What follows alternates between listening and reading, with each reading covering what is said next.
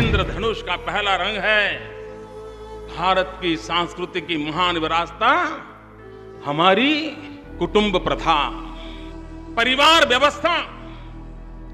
हजारों साल से इस परिवार व्यवस्था ने हमें बनाया है, बचाया है, बढ़ाया है। उस परिवार व्यवस्था को हम कैसे अधिक सशक्त बनाएं?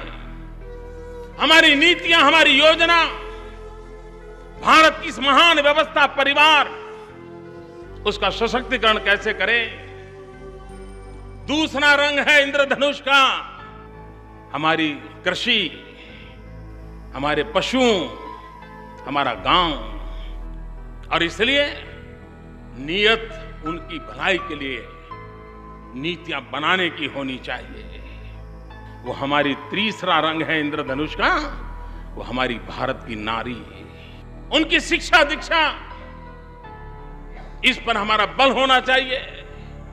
आर्थिक सामर्थ्य की वो धरोहर उसके पास हो, उस पर हमने बल देना चाहिए, उसकी सुरक्षा पर हमने ध्यान देना चाहिए। हमारे इस इंद्रधनुष का चौथा रंग है जल, जमीन, जंगल, जलवायु।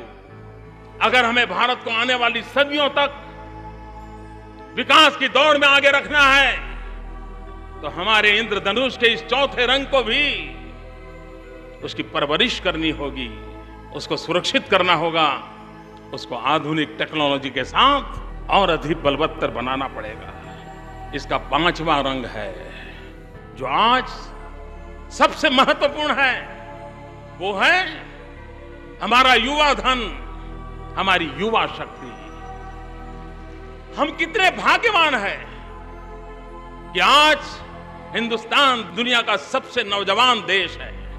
अगर आज हमने तैयारियां कर ली होती तो दुनिया के वर्कफोर्स के लिए हमारा भारत का नौजवान न सिर्फ भारत का निर्माण करता, पूरे विश्व का निर्माण करने की ताकत रखता था। और हमारे युवा धन की रक्षा करके उसी युवा धन की ताकत के भरोसे इस भारत को विश्व गुरु बनाने का सपना साकार करना होगा।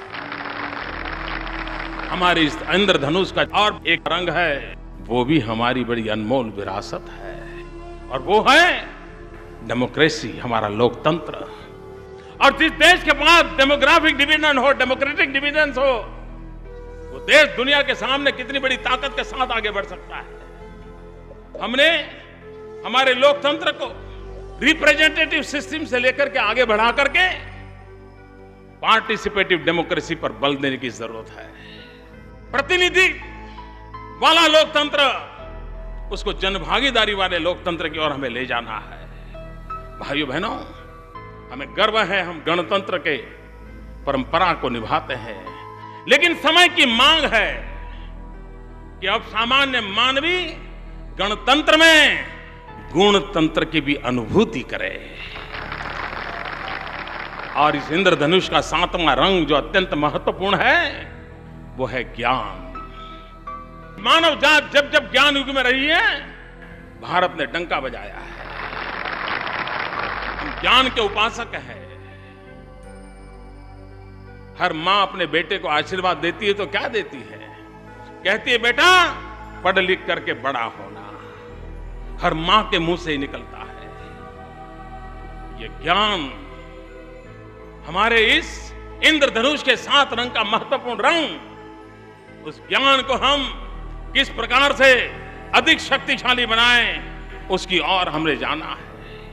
भाइयों बहनों, इन 7 रंग की कीर्ति कैसे बढ़े, नई कल्पकता कैसे जुड़े, नए विचार कैसे उसके साथ आए, उसको लेकर के हम आगे बढ़ना चाहते हैं।